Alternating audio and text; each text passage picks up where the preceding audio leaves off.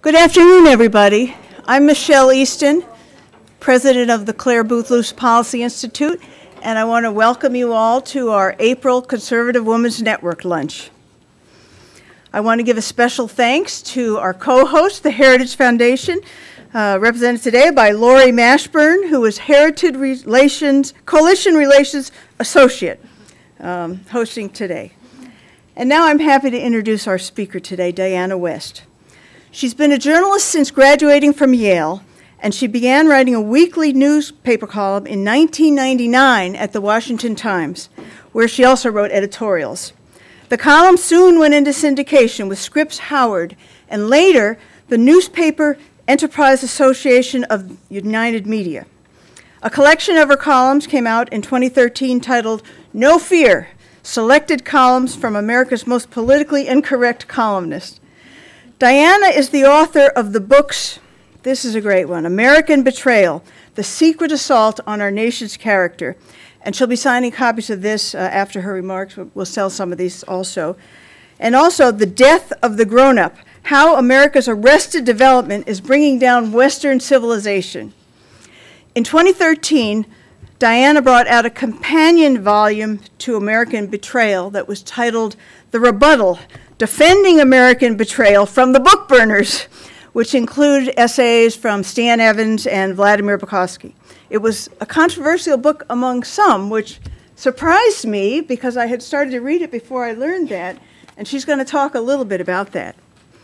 Her recent honors include the 2014 Hero of Conscience Award from the American Freedom Alliance and the Center for Security Policy's 2013 Mightier Pen Award. And this book, American Betrayal, was also showcased at the 2013 gathering of the Pumpkin Papers Irregulars, a club of intelligence experts and writers that meets every Halloween in Washington, D.C. You know, I always get invited to that, but then you can't give the kids candy, so I can never go to that. It's Halloween night. It's a great little operation. And this year, Newsmax named Diana's blog, which is dianawest.net, one of the top 50 conservative blogs. She's also one of 19 co-authors of Sharia, The Threat to America, a 2010 publication of the Center for Security Policy. Her works have appeared in many publications, including the Wall Street Journal, the Washington Times, the Weekly Standard, and the Washington Post magazine, and her fiction has appeared in Atlantic Monthly. She's done a lot of television, documentary, and radio appearances, and she blogs, as I said, at dianawest.net. I hope you'll all take a look at that. What are her hobbies, I asked her. She gardens, and she renovates her home in Northwest D.C. She loves children and all kinds of dogs. She's the mother of 22-year-old twins, and she's been married to her husband for 28 years. He's a journalist turned editor. Please join me in welcoming Diana West.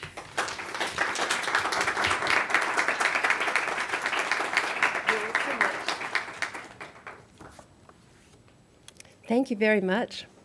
Can everyone hear me? Is this maybe a little better?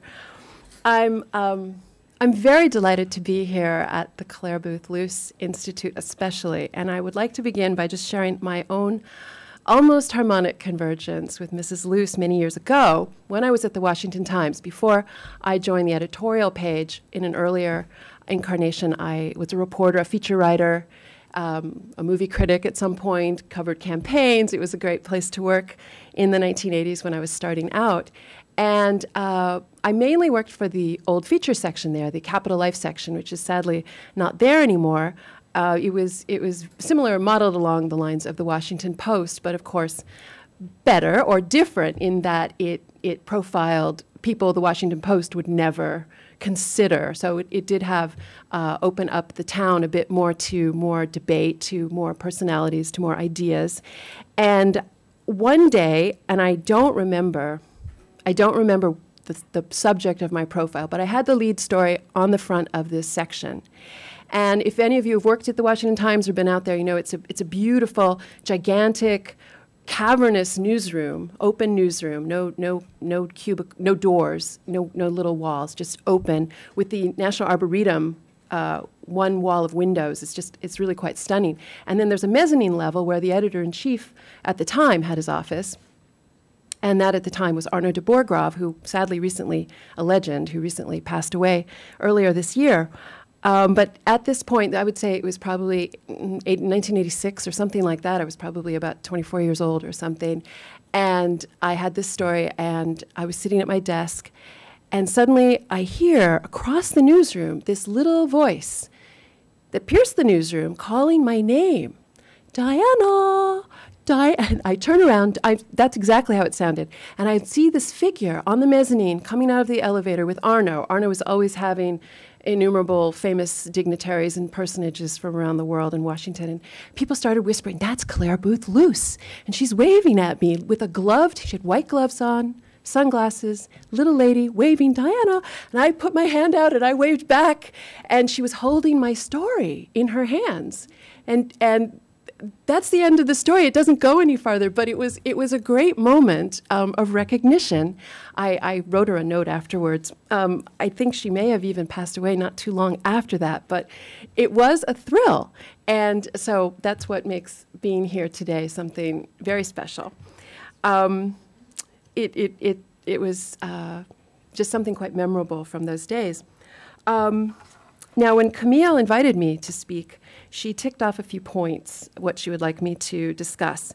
My recent book, American Betrayal, the ongoing research developing from that.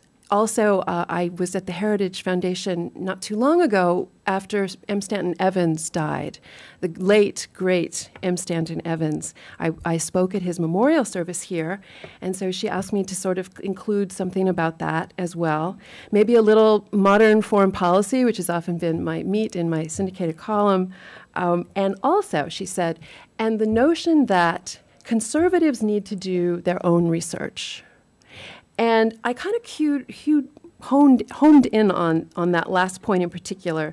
All of these points, of course, are my daily concern. But this seemed like a very good way to sort of frame what I wanted to say today. It's not conservative research, and she didn't say that, not conservative research, but research by conservatives. And this relates directly to Stanton Evans, a noted conservative, but also a noted journalist. He was a fantastic journalist who followed the facts where they led him. And this is a very important concept. And over the years, I've been a journalist, I can now say, in Washington for 30 years, amazingly enough.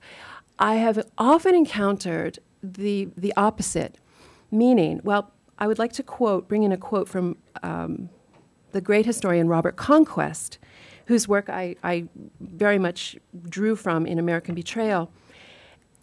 He said, "Not even high intelligence and a sensitive spirit are of any help once the facts of a situation are deduced from a political theory and not vice versa."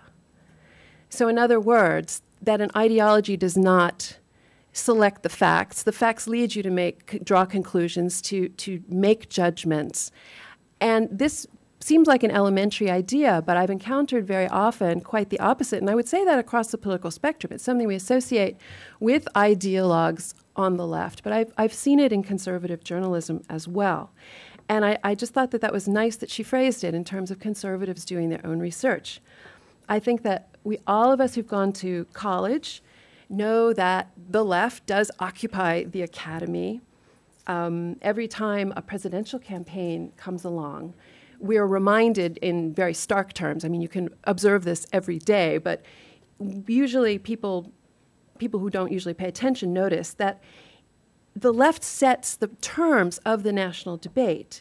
Candidates on the right usually find themselves defensively responding to terms, talking points, concerns from the left. War on women is something that we could look to for that. No, I'm not declaring a war on women. You know, you're always kind of off on the defensive. And I wouldn't say that these narratives and academic territories have been ceded to the left. They were seized by the left. Why did this happen? Did it have to happen? How did this happen? I mean, these are sort of questions that frame some of my own excursions into the archives. And I think that the result is, and this will sound quite shocking, I think, to people who have not been sort of immersed in the research I've been immersed in, and this is something Stanton Evans and I talked about quite a lot in his final years, the lack of context that people tend to have in terms of approaching these matters. But I will make a statement and try to back it up and offer my book as proof that the history we've inherited as our understanding of who we are, what we've done as a people, what we've done in the world as a country, is very much bogus. It's very much a false narrative. And this was something that I stumbled upon really quite innocently, not looking for it, when I was researching American Betrayal. I found it very destabilizing. And in fact, the book is written in the first person as a historical excursion backward in time, sort of, then I found this, then I found this, then I found this, because I found, as I had encountered it, to enter into the past and sort of try to reconstruct some of these things that have been lost to us, it was necessary to take it step by step by step. And so this is why the book itself is constructed almost as a detective story in some ways, to lead the reader on and to prepare the reader for what comes. Because, again, I was not prepared, but it is something that becomes, I think, a useful technique in storytelling. So why was it destabilizing? How did I find this out? What am I talking about? And I would like to preface my answer by saying my first book, The Death of the Grown-Up, came out in 2007.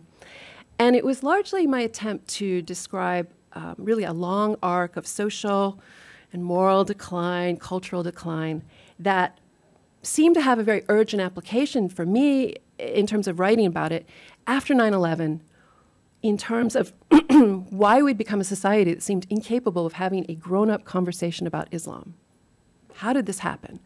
I was an editorial writer at the time of 9/11 at the Times, and was studying along with everyone else what Islam was, what had happened to us, and came to some very concrete conclusions that were very documentable that definitely undermined what I was hearing all around me. Islam is a religion of peace. I mean, come on, it didn't add up, and it doesn't add up once you look at the law, once you look at the history, you look at the history of conquest, the various injunctions within Islam to conquer, to put people under Islamic law, which we're seeing in very stark terms now in the Middle East. So while I was working these issues through, I found that my peers, looking in the political world, it was quite hopeless. So this is kind of what I was trying to do, to understand the evolution of what I would consider and what I argue is a big lie, one of these big lies in society, Islam being a religion of peace. So trying to understand that how we get to a point where we tell each other lies. In this case, George Bush, our president, telling us lies, basic, elementary, disprovable things. And about this time, I'd written my book, came up with this theory. That's kind of it in a bit of a nutshell, or a very small nutshell. And I picked up a copy, just by chance, Blacklisted by History by Stanton Evans, had come out in 2007 as well.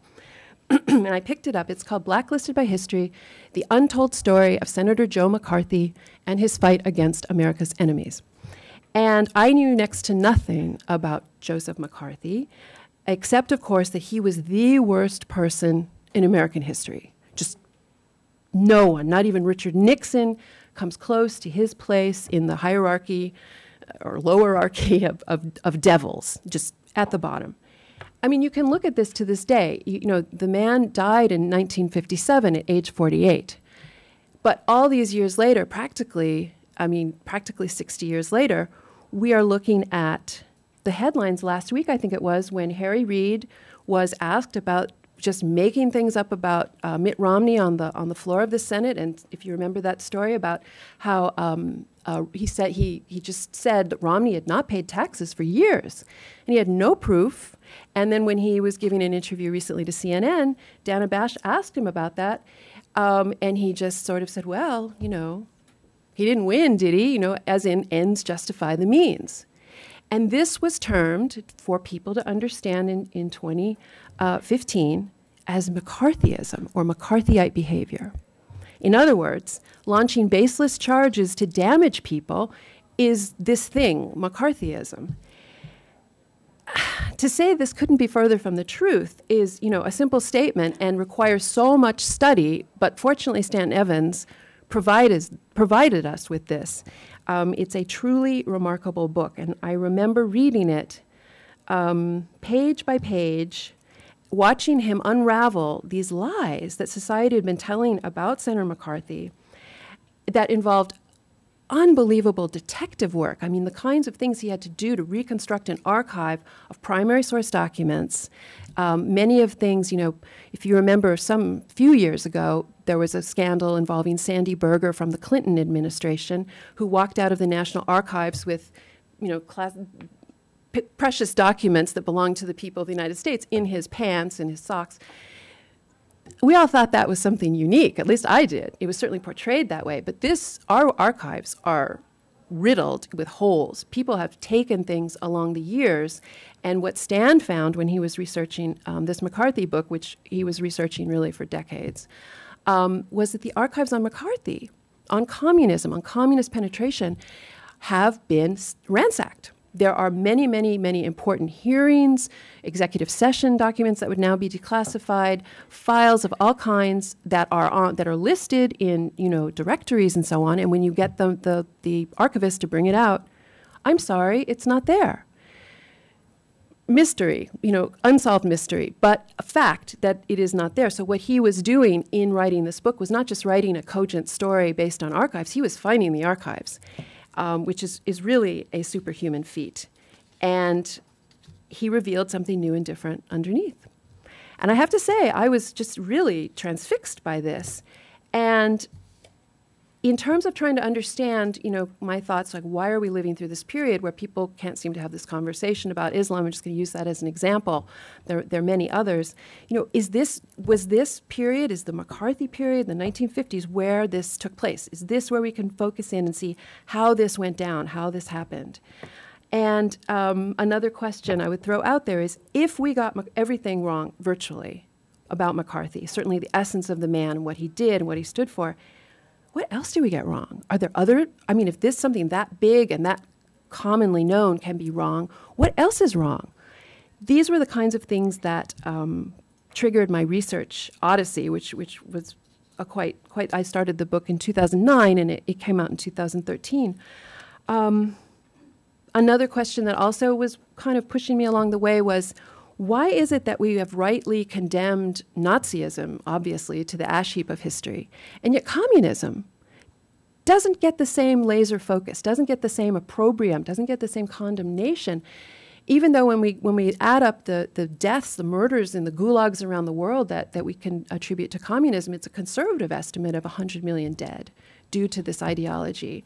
And yet, it's never as present as our feelings or documentation or focus as Nazism. So these are kinds of double standards, looking at how these narratives are constructed. These are the things that were driving American Betrayal. But I soon learned that it wasn't just the 1950s. It was definitely something was already going on.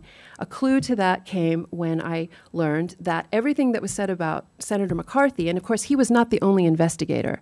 You had congressmen and senators of both parties investigating communist subversion and infiltration into the federal government and elsewhere in this period, but he becomes the symbol. That's just kind of the shorthand for it. But I found that a good 10, 12 years earlier, there was a Democratic congressman named Martin Dies, who everything that was said about McCarthy was said about him. So we're moving back in time here. What's going on? What was happening? Why would this be? Then meanwhile, I'm trying to kind of reckon the information that became very patently clear, confirmation really, in the 1990s with document releases by governments in Russia and the United States that give us a tally of at least 500 Soviet agents in the federal government in the middle of the last century and related institutions. So you're looking at this, it existed, it was happening, and this denial, and just trying to understand this. And then I came across a quotation that was written also in 1938 when Martin Dies opened up. He was the founding chairman of the House Un-American Activities Committee, which is, another one of these excoriated bodies. But they did tremendously great investigations, without which we would know very little about what happened. But in 1938, a man who'd been a socialist, a brilliant ex-socialist named J.B. Matthews, wrote in some kind of a essay. He wrote. He was talking about being smeared for the crime of red baiting. And he said, red baiting is the best trick ever invented, short of a firing squad, for making short work of anybody who dares to object to communist theories and practices. If he is not effectively silenced, he is at least thoroughly discredited among the vast flock of citizens who enjoy thinking of themselves as liberal. Does this sound familiar? I mean, this kind of demonization, the name-calling. In olden days, we can say red baiting, stopped debate, stopped investigation, put people on the defensive. If we look in terms of the post-9/11 age, the word Islamophobia or Islamophobe would serve the same purpose. Then I started looking at similarities between Islam and communism. May not strike people immediately as a match, given that communism does not have a godhead. However, its adherents are very practically religiously zealous about their faith in communism. But these are both totalitarian, both collectivist ideologies. Very similar in terms of drive to conquest, their animus toward the individual, their control of the individual conscience, freedom of religion, freedom of speech, and very similar in terms of an ends justify the means philosophy. There is no thou shalt not lie in Islam. And you could say the same about Marxism, Leninism. It's always about advancing the power. So then, as I'm looking, I'm reading all manner of things, really going footnote to footnote. And the book probably couldn't have been written without the internet, in the sense that you can find so many old out-of-print books with just a flick of a click. It's very easy to amass a library that before the internet would take a lot of physical labor just to go to the library and call the books in and so on. But you can actually own it for relatively modest prices. So I'm reading, and I'm finding, this was a very big moment, I'm finding amazing similarities between the U.S. government campaign to whitewash Islam in our time to the United States government campaigns under FDR, Franklin Roosevelt, to whitewash communism, particularly, of course, during World War II, when we were in alliance. There was a wartime censorship. Not a single, just to give you an example, not a single communist critical book was published during the years of this alliance. In fact, some were canceled. In fact, some had review copies out and were pulled. Now, that wasn't a government operation. This was a movement. There was great sympathy in what was going on. There were a lot of sympathies with the Soviet Union. This was a book, actually, it was kind of amazing. It was Trotsky's biography of Stalin. Trotsky he was Stalin's rival. He lived in Mexico. He was violently assassinated while he was writing this biography of Stalin. In fact, the pages, he was killed, I must have been in his study, or he entered his study. The manuscript actually had blood on it and was messed up during it's a terrible thought, during lunch. But they actually had to reconstruct this book, his dying book, and they published it, Harper and Brothers at the time, was the name of Harper and whatever it's called now, Harper. And the books were out with reviewers. And when war was declared, he actually wrote a letter to all the people who had the books out and said, please, could you return the books, because it was critical of Stalin. Would you return the books and don't say anything about it? Which was pretty astonishing in terms of people's ability to know and think and write and express themselves. So where does all this come from? And I decided that I could make the argument that there is a mechanism we can look at, as well as there's a larger movement to understand. And the mechanism here, I think it's a very crucial date in our history that is mostly unknown, which is November 16th, 1933.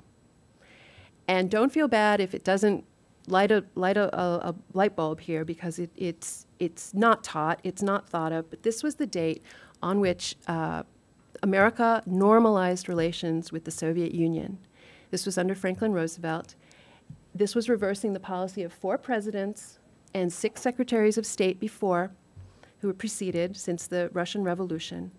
And what's fascinating about the documents that actually led to, oh, and by the way, we're talking about Iran and treaties like that, it did not go to the Senate. This was an arrangement state to state. It was an exchange of notes. The notes are shockingly brief. I mean, they're just a few pages, really. There were negotiations about debt and about the rights of Americans in the Soviet Union to worship, have freedom of religion. But one of the crux of it was the Soviet Union had to promise not to support or engage in subversion, agitation, propaganda, spying, anything inside the United States. And what's significant about that is this was already going on. The Soviets already were in an intelligence war against us, a secret war. And this became the mechanism by which this whole operation could expand. And it did. And so this was an empty promise, the first of umpteen empty, immeasurable empty promises with the Soviets. But for me, in examining it and looking back and trying to figure out when we get to this point where our government starts living in an alternate reality, in order to maintain diplomatic relations with Stalin's regime in Moscow, based on these promises, and the other promises were also flouted. But this very particular one about really a war against us, a secret covert war, our officials had to look the other way. They had to lie about what was going on. They had to eliminate people from the public life who saw what was going on. They had to minimize the whole thing. The relationship becomes increasingly important as you watch it go by, and this is something I go through in American Betrayal. It really seems to me that you can start seeing the rise of double standards in public life because you have one policy for this set of circumstances, one policy for another. You start seeing, I also maintain, all manner of ills regarding just veracity, truth-telling. You come to different realities, moral relativism, cultural relativism. I think all of these things don't necessarily come from that signing on the dotted line, but what this introduced into public behavior, and of course public behavior is also private behavior. We don't know everything that's going on, and it has ripple effects. It becomes, I think, a very seismic moment, and relates to something I'll get to just in modern times, just when I conclude. So this is a very important moment. Then with the larger movement, what this did was it made it very easy for ideological communists, Soviet agents, fellow travelers, and so on, to enter this exploding, burgeoning government that was in Washington. I mean, we did not have a large government before the 1930s. It was relatively small. In the Depression years, all the emergency measures that Franklin Roosevelt took, there was, I'm sure you know, all manner of new agencies and so on, and offices and bureaus to deal with various things and essentially to control and try to control the economy and all of that. This is where they came in, and this is what we can now document. So my other mechanism for writing this book, which was that I began to notice as I was looking for information with all the most current histories that I figured would reflect all this new knowledge, it didn't really exist. Indeed, if you go to the bookstore or browse online, the latest books about the Roosevelt years, World War II, the Cold War, biographies, Yalta, Eisenhower, the whole mid-century deal, the Cold War, you will not find this reckoning of the intelligence history I'm describing, this covert intelligence war by Americans loyal to Stalin entering the government and affecting policy, not just stealing secrets, but actually influencing the movement of the American ship of state. I mean, it's very serious stuff, but it shocked me that even though this information has been with us since the 90s, it has not really been dealt with, which is pretty much what I do in American Betrayal, and that's what I set out to do. Everything looks very different, which is why the book is so shocking. When you know that there are Soviet agents in the White House, the president's top aides, Lachlan Curry, for example, Soviet agent, straight up confirmed. His assistant, Soviet agent, straight up confirmed. They were in charge of very important policies having to do with China, which of course went communist after World War II. I mean, it's not accidental, and you can start tracing back and looking at different, all manner of events that we can now look at more easily. But back in the 50s, back during McCarthy days and the other investigators on the Hill and in the FBI, they were seeing a lot of this. I mean, they were trying to figure out what was going on, but this is what the whole post-Roosevelt, post-Truman, or late Truman, say from 1948 forward, this is what that whole period that we are taught was a Red Scare, as if it was completely made up and everyone was crazy who thought there was anything going on.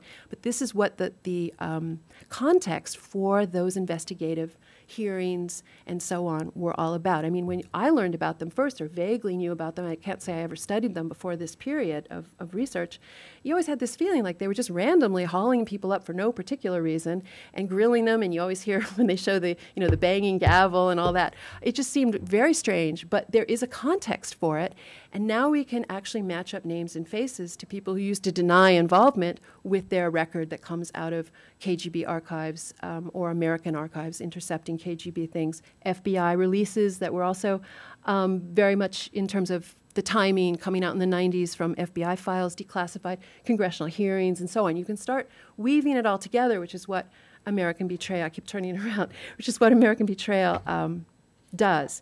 And it is strange. I mean, why would I have anything new to say about World War II or the Cold War after all the hundreds of books have been written? Thousands, I'm sure. But this is why. This mechanism has not really been set off, triggered.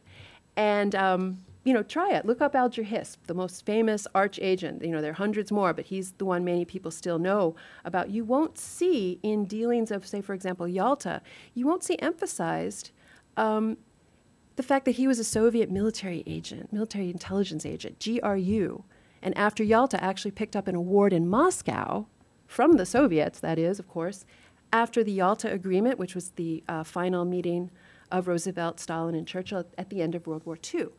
Why isn't that in your textbooks? I mean, seriously, this is now fact that we've had for some time now. So this is what American Betrayal tries to do. And then when we come back to McCarthy, which was Stan's magnus opus, it sets all of this into more context, and you understand that, yes, there was a conspiracy. It was immense. It was absolutely immense. I mean, when you actually think about, and I've been working on this actually, where these people were, what they were doing, how many of them were in the federal workforce every day in rush hour, going to work up on the Hill or at the Treasury Building or wherever it was. It's an astonishing thing not to know more about. And this blank in our past, I think, sets us up for failure to this day, because when you don't understand your past, you are unable to grab hold of problems and really at least attempt to fix them. It's the reason why there needs to come back to the point at the beginning. It is the reason why there needs to be more research. Don't ever think that it's all been done. There is so much crying out to do. There are archives ripe for the plucking. I mean, it's really incredible what we have at our fingertips. It's not popular. It's not necessarily popular, although I would say I've been happy American Betrayal has been a popular book with readers, even if not with what I would call the elites, some elites. So this is important to know, because it doesn't all start with President Obama. These predicaments we're in, these movements we're in. I did want to just quickly close by bringing a little bit into the present and thinking about that 1933 agreement that meant nothing. And yet, when Ronald Reagan came into office, one of the first things he did was he asked his people to do a 25-year review of arms control agreements with the Soviet Union. What kind of compliance, he wanted to know, could we point to after, he arbitrarily picked 25 years. It could have been more. Of course, I mean, you can guess, there was virtually no compliance on the Soviet side. These were just paper agreements, just like at the very beginning. There was no change. makes you wonder about the act of these negotiations and what's going on. And it made me think about the current negotiations we've been watching in Iran as the Obama administration sits down with a system that is not unlike the communist system in these notions of, for example, they seem to think that they negotiate as equals if everyone has the same kind of pencil and water bottle at the table. I mean, they sit there, I look at those bottles, I think that doesn't make you negotiating as equals. When we sit down, let me tell you how much at a disadvantage the Westerners are under Islamic, Shiite, particularly supremacist doctrine. We are najis. We are unclean. Najis is the word for unclean. There's a list of, I think it's 10 unclean things that include all kinds of unpleasant bodily fluids and non-Muslims, dogs, pigs, things like that. That's how they're looking at you. Then, as we mentioned earlier, no, thou shalt not lie. Now, a Westerner trying to enter into negotiations that's kind of at the back because of our culture, because of where we come from. That's kind of what you're thinking. If you're really having, person-to-person negotiations, you're thinking you're going to make an agreement, you're going to shake hands, and it's going to be a good agreement. And that's not the way it goes. And then our goal, we hope, in best case scenario, our goal is peace. Our goal is not a state of war. Our goal is not nuclear weapons being dropped on our allies or anyone else. Jihad is in the Iranian constitution in terms of it being an organizing framework for their military policies. Jihad to spread Islamic law. So right away you are not at the same table, and yet our people persist in these kinds of alternate realities. Normalizing the abnormal is one way of thinking it also. And I find it very similar to this notion of sitting down that began 80 years ago with the similar kind of totalitarian collectivist entity and thinking that it's going to be a happy agreement. And it involves the same kinds of acts of denial. So I guess that what I'm hoping to do is spark further interest and open up perhaps a slightly different way of looking at the whole act of seeking facts and drawing conclusions, making judgments that has a very bad odor in our time. We're not supposed to make judgments, but I don't know how you survive without making judgments every day. You want to make moral judgments. And again, these kinds of false narratives, these kinds of false engagements introduce immorality into everything we do. So this is kind of a big order, to try to change such things. But I think that hope is always important, but hope can be blind. And what I hope to do and help with is encourage sunshine and clarity, because you just can't work forward until you draw away some of these blinders and not be afraid to do it. And with that, I will conclude. Thank you very much.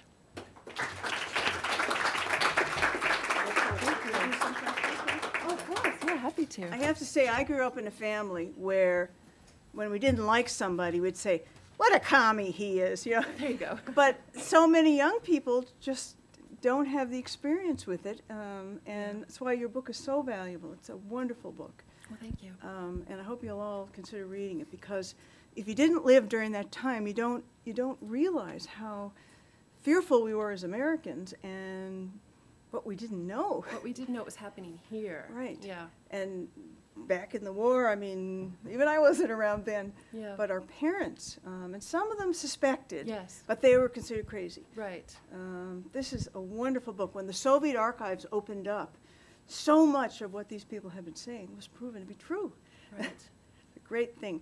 We have a little bit of time for questions. Do we have a mic, or maybe we don't need one? Oh, here's a mic. If you wouldn't mind, raise your hand and give your affiliation, and then let the mic come to you, because we're taping this for people who couldn't come.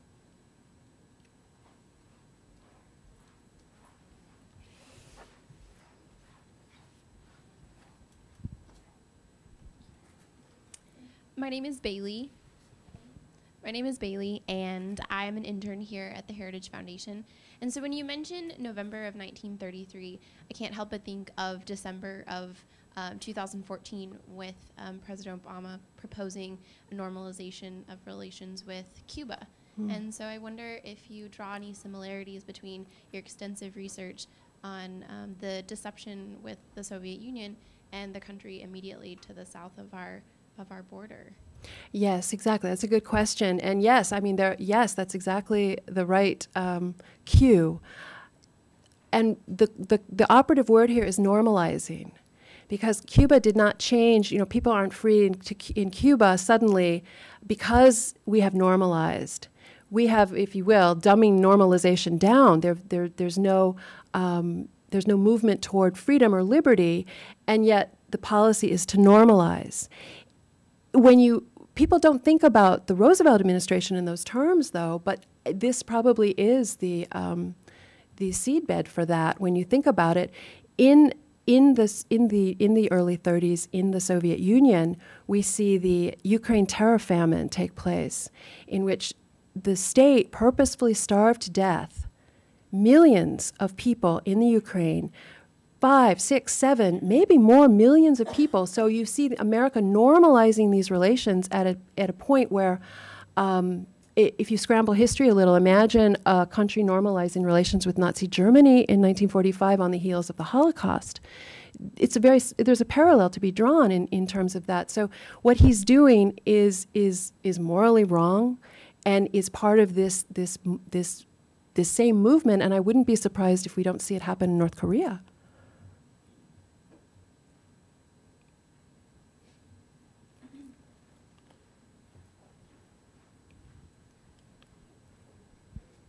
Hi, my name is Renee with the Heritage Foundation, and the question here pointed obviously to some, and you referenced as well, discussions with Iran and discussions with Cuba. We're looking at an administration change in a couple years, and if the White House stays in the hands of the Democrats, I suppose it's likely we could continue to see that trend continue. Do you think that a change of party in the administration at the White House level would reverse some of these things and be able to undo some of the damage, or has it gone to the point beyond repair? Like, what's Good the question. prognosis for the next president? Well, of course, it depends on who the next president is.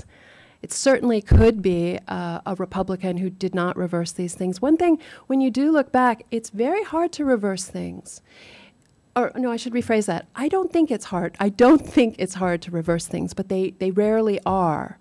And it seems that this comes to a really discussion of backbone and more than just nuts and bolts mechanics. It's interesting, after, when you think about it, if FDR came in with his inauguration in 1933, and Harry Truman continued on, there was a 20-year, continued on for 20 years. You had 20 years of Democrats in the White House. That meant that all of these policies were really only 20 years. I mean, it's not that old, really. And it's interesting to see how people ran on reversing things in the late 40s, Republicans. I'm speaking of reversing some of many aspects, rolling back New Deal aspects. Harry Truman wanted to nationalize health, very much like Obamacare. I mean, it's these things go round and round. I mean, these are things that happen, but they don't tend to get reversed. Now, in terms of state-to-state relations, I think that probably is more possible to see reversals in those kinds of things, just because foreign policies do differ. So there probably is possibilities with that. There certainly should be, but again, we had this deal going back to the 30s. We had a deal. Martin Dies brought up all the infractions the Soviet Union had made in these dealings, in negotiations probably by about 1940 or 1939, when the Soviets were actually allies with the Nazis, so they weren't even in good odor over here, but couldn't give a pause. So it's very difficult, and I guess it does depend on grassroots once again, and but yes, I will not say never. It certainly could be reversed.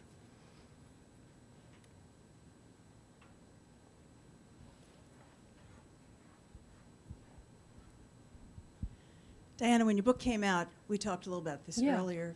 Some surprising people were very distressed at your factual recitation. Very distressed.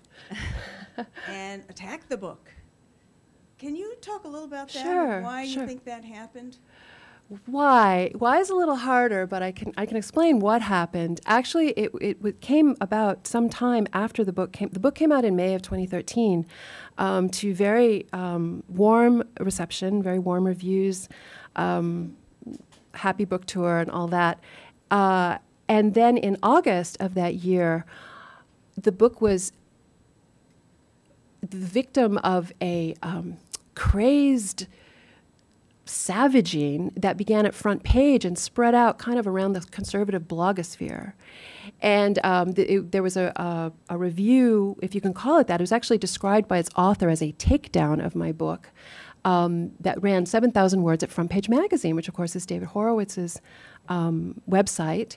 And he joined in the fray, and they must have written a dozen pieces between in a very short time. I mean, I actually got used to seeing my name in headlines, which was one nice thing about it. But it was very strange because and that's why I brought the my second book, which is sort of the caboose of American Betrayal. It's called The Rebuttal. And what happened was there were so many charges about the book, the contents of the book, about me. It was very much ad hominem attacks as well. And when I began to look at them, because I had to rebut them, and I actually was expecting a great debate. I mean, my book argues that we did not win the Cold War. I don't think we did. I don't see how. I would say, yes, one of the military armies walked off the field and seemed to dissolve, at least temporarily. However, at home, our college campuses are outposts of Marx, and we're dealing with Obamacare. So how do you say we won an ideological victory? Those are just a couple of points. So it makes this argument in other ways as well. And I also have a very different take on World War II, the so-called good war. Again, going back to these notions of who was really affecting policy and why was it at the end of the war, yes, Hitler was gone and hallelujah, and yet half of Europe was not free. The countries we'd gone to war for, Poland and China, Poland was now communist, China would soon be communist, Europe was fractured, the Soviet Union was a giant empire for the first time. How do you call that victory? I mean, these are sort of things I'm looking at with the book. So it was controversial, and I was looking forward to debating that because that's how you get your ideas out. I mean, it's hard to read a 400-page book carefully, or it's not hard, of course, but it's easier once things get picked over. So I was waiting. But the assaults really on the book were not about what was in the book. And what was strange was I kept, in fact, in the rebuttal, I kept having to type, this is not in my book. And in fact, it was interesting, an argument, the original takedown was focused on 5 points, as if my book could possibly be distilled into 5 details that I was supposed to have gotten all wrong. Much of the content of this attack was not in my book, including the 5th point, just so I don't bore you to tears. But 20% of the review was supposedly about, or allegedly about, an argument about D-Day that is not in my book anywhere. And other parts included quotations from page numbers that when you go to the page are not there. And so what is this all about? I think, my guess, I think that this was an attempt. No one could read that review. It was so boring. And, I think everyone's eyes glazed. And I think that was the point. And I think it was supposed to, I was told by sage personages who sort of came to look at this because of the attacks on me. They hadn't noticed the book until the attacks on me, so that's a good thing. That it was an attempt to really isolate the book, to isolate me. Demonization. It was extraordinary. And I would say, we were talking earlier about Stanton Evans, who is originally a supporter of the book. I had gotten to know him while I was writing the book. And in fact, it's his endorsement that's on the cover of the book. He was very staunch and looked at these things. He had gone through much the same with his McCarthy book from the same people. So there are patterns here. There are things that people don't want us to think about, don't want us to really even debate, which is strange, because if you can knock it down, come at me. I'm happy to debate. If you've got a point that we can have a conversation on, that's actually fun. If it's done in a civil way. These were very uncivil attacks, and I was very gratified at the time to have Stanton Evans wrote a piece called In Defense of Diana West that was a marvelous, typical Stan, very meticulous, methodical discussion of some of the main attacks on the book.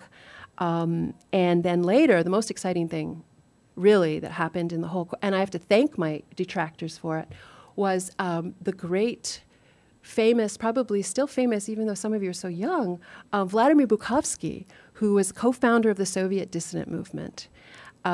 He saw the attacks. He'd been attacked by these same people. He's done a lot of archival research and been attacked for it. It's very strange. I mean, the patterns are very strange. Anyway, he and a colleague, a younger Russian writer, not a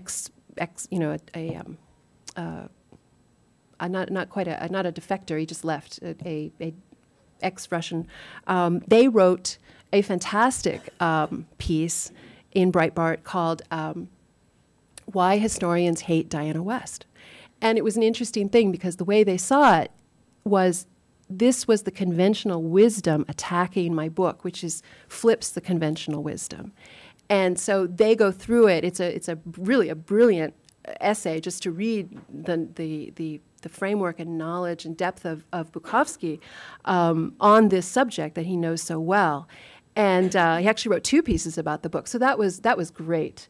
And I think that just kind of made it okay again to at least have a debate about the book. It's not that everyone has to buy everything in the book and accept everything. I actually hope I included, there are almost 1,000 endnotes in the book. One of the reasons was my editor at St. Martin's Press said, he said, they're not going to believe you unless you have every single endnote, so it's fair enough, but also because I really hope that people continue this research. I mean, these are endnotes that take you to memoirs, letters, congressional hearings, State Department records, all public access stuff. And there's, as I said earlier, there's so much more to do. And I would love some help because I'm continuing in this quest to try to put it all in a more accessible form because the information's there. But I think in some ways Stan's McCarthy book, when he wrote it, let's see, he died when he was 80 years old this year. So when it came out in 2007, he was an elderly man. I think that was a surprise to get the McCarthy story at this late date. And I think American Betrayal in some ways is a surprise.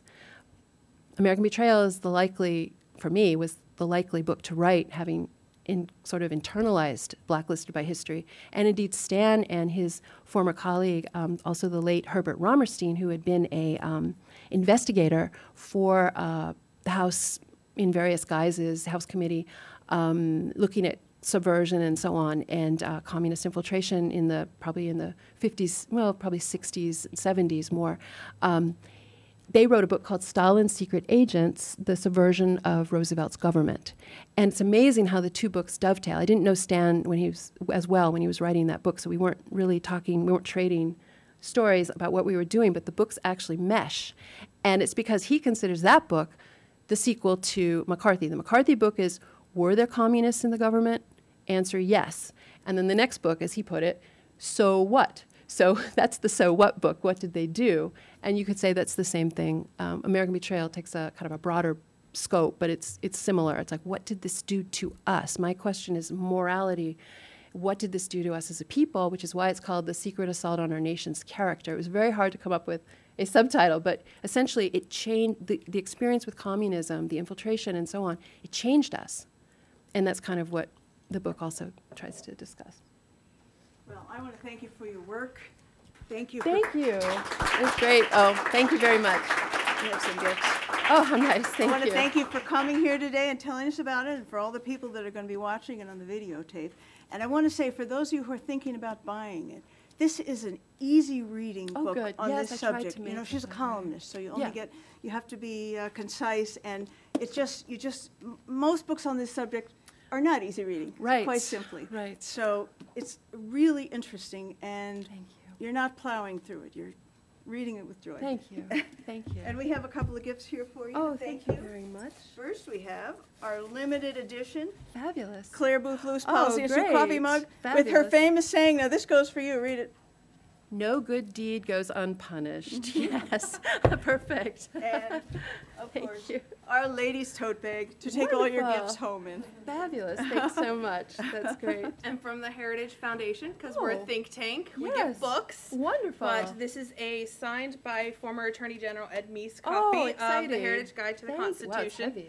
It is very heavy. Thank you. I So- need that. Thank you. Excellent. And Diana will be selling and signing books, so Yes. we're happy to talk to you here at the Happy to table. talk to you. Sure. Thank you all Thank for you. coming. Thank you, Heritage. Good lunch. Thank you.